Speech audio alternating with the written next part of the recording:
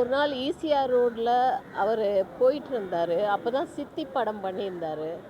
அப்போ எனக்கு அவர் பேர் தெரியாது. நான் வந்து டேனியல் அப்படின்னு கத்துனேன். உடனே யூ டர்ன் பண்ணிட்டு வந்துட்டு, அம்மா நீங்களா அப்படின்னு பேசினார்.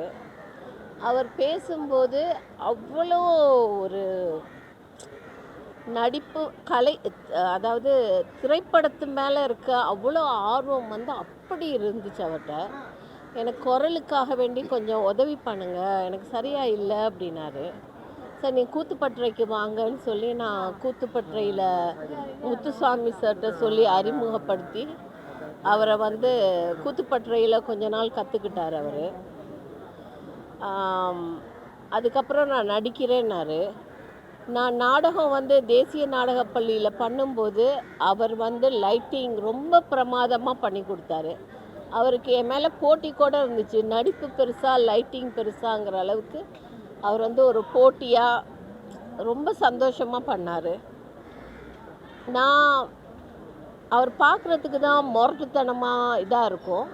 எல்லா இளைஞர்களையும் அவங்கள வந்து நடிப்புக்காக எவ்வளோ ஒர்க் பண்ணணுங்கிறத அவர் ரொம்ப ரொம்ப சொல்லிக்கிட்டு இருப்பார். அவருக்கு நிறைய கனவுகள் இருந்துச்சு. எனக்கு என்னென்னா, அடையார் திரைப்பட கல்லூரியில் அவர் டைரக்ஷன் கோர்ஸ் பண்ணியிருக்காரு. அதனால அவர் ஒரு நல்ல இயக்குனராக நான் பார்க்கணுன்னு ரொம்ப ரொம்ப ஆசைப்பட்டேன். அப்போ அவர் சொன்னார், நான் ஸ்கிரிப்ட் ரெடி பண்ணிக்கிட்டு இருக்கேன், பாருங்கள் நான் எப்படி பண்ணுறேன்னாரு.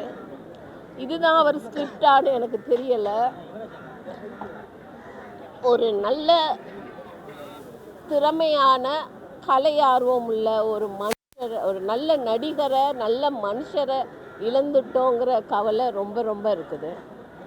என்னை ரொம்ப கோவிச்சுக்குவார், நீங்கள் சரியாக ஒர்க் பண்ண மாட்டேங்கிறீங்க, நீங்கள் சிலது பிளான் பண்ண மாட்டேங்கிறீங்க, இப்படி பண்ணுங்க வாங்க நம்ம இப்படி அப்படியெல்லாம் ஒர்க் பண்ணலாம் அப்படின்னு ஒர்க்கை பற்றி நிறைய சொல்லிகிட்டு இருப்பார். ஆனால் இந்த அகால மரணம் வந்து ஏற்றுக்கவே முடியலை.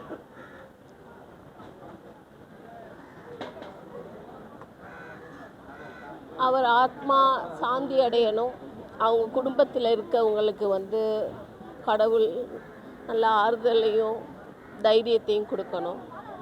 அதே போல் அவரோட ரசிகர்கள், அவர் நடிக்கும்போது தனக்குன்னு ஒரு ஸ்டைல் க்ரியேட் பண்ணணும்னு நினைப்பார். எல்லா படத்துலேயும் ஒரு ஸ்டைல் க்ரியேட் பண்ணணும் பாரு. எல்லாரோடையும் போட்டி போட்டுக்கிட்டு நடிப்பார், பொறாமை இல்லாமல் நடிப்பார். அந்த மாதிரி ஒருத்தரை இழந்தது எல்லாருக்குமே இங்கே பார்க்கும்போது தெரியுது. அவரோட ரசிகர்கள் எல்லாரையும் பார்க்கும்போது எவ்வளோ வேதனையில் இருக்காங்கன்னு.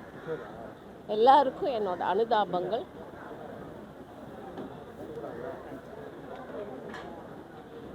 டாக்டர் ஆல்ஃபிரட் ஜோஸ் இன்னைக்கு டேனியல் பாலாஜி பிரதரோட இறுதி சடங்குக்கு வந்திருக்கு.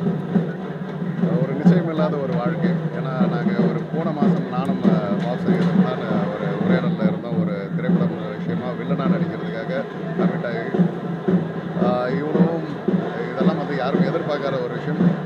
அண்ட் நான் ஒரே ஒரு விஷயம் தான் சொல்லிக்கிறேன் இதில். என்னென்னா, இது ஒரு அதிர்ச்சியான ஒரு விஷயமாவோ இல்லை என்னடா இது இப்படி எதிர்பார்க்காம நடந்துச்சு அப்படின்லாம் விட, இன்னும் மனிதர்கள் எந்தெந்த மாதிரியான விஷயத்தெல்லாம் வேற்றுமையோடு வாழ்ந்துட்டுருக்காங்க.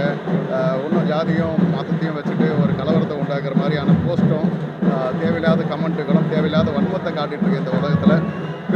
பிறர் ஒவ்வொருத்தரையும் ஒரு சக மனிதனாக பாவிச்சு நேசித்தாலே போதுன்றது தான் என்னோட தாழ்மையான வேண்டுகோள்.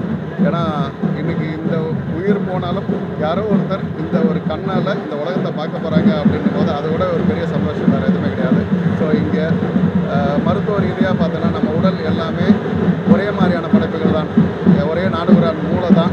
அதே ரத்தமும் சதையும் நகமும் எல்லாமே ஒரே மாதிரியான படைப்புகள் தான். எந்த ஒரு ஜாதியோ எந்த ஒரு மதத்துக்குமே வேற்றுமையோடு நம்மளுக்கு படைக்கப்படலை. எல்லாருமே ஒரே மாதிரி படைக்கப்பட்டிருக்கும் போது இதில் எதுக்கு இந்த வாழ்ந்து முடிகிற இந்த ஒரு காலத்தில் ஒரு 200 வருஷமாக வாழ போகிறோம். மேக்ஸிமம் மிஞ்சி போனால் நம்ம காலத்துக்கு ஒரு 80 வயசுன்றதே பெரிய போனஸ் காலம் தான். ஸோ யாரையும் காயப்படுத்தாமல் வாழ்ந்தாலே ஒரு சிறந்த ஒரு வாழ்க்கையாக இருக்கும். ஒரு 60 நாள் வாழ்கிற பட்டாம்பூச்சி அத்தனை பேரையும் சந்தோஷப்படுத்துதுன்னா, நம்ம வாழ்கிற ஒரு வாழ்க்கையும் எத்தனை பேரை நம்மளால் சந்தோஷப்படுத்திட்டு மறைய முடியுமோ அந்த விதத்தில் நம்ம ஒரு நல்ல ஒரு வாழ்க்கையை வாழ்ந்துட்டு போகிறது தான் என்னோட தாழ்மையான வேண்டுகோள். ஏன்னா நம்ம போகும்போது எதையும் எடுத்துகிட்டு போகிறது கிடையாது. ஆனால் கண்டிப்பாக நல்ல ஒரு வாழ்க்கை சிவனை தேங்க்யூ.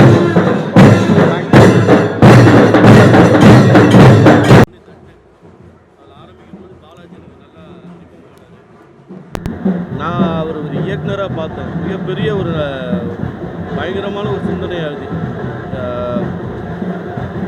ரொம்ப இழப்பாக இருக்குது. இது அன்எக்ஸ்பெக்டடு.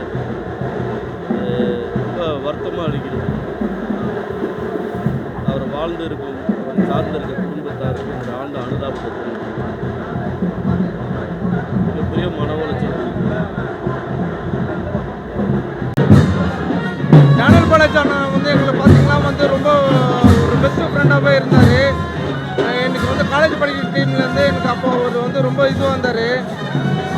அப்போத்துலேருந்தே எனக்கு வந்து ரொம்ப பெஸ்ட்டாக வந்தார். அவரோட கார் எல்லாமே வந்து எனக்கு யூஸ் பண்ணி கொடுத்தாரு. அவரை விட ஒரு பெஸ்ட்டான பர்சன் வந்து என்னால் என் லைஃப்பில் வந்து பார்க்க முடியாது.